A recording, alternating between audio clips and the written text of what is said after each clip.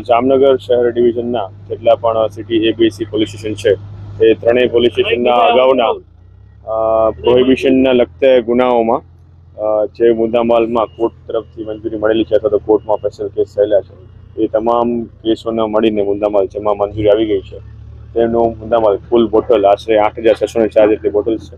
અને જેની કિંમત આશરે 30 લાખ જેટલી કિંમત છે। આ તમામ બોટલનો મુદ્દામાલનો નાશ આજરોજ શહેર પ્રાંત અધિકારી એની હાજરીમાં અત્રે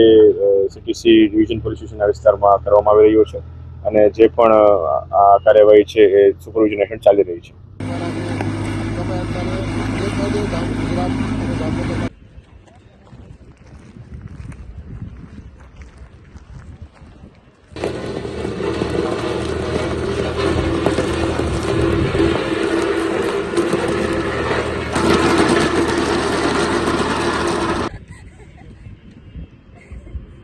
જામનગરમાં ઉતારવામાં આવી હોય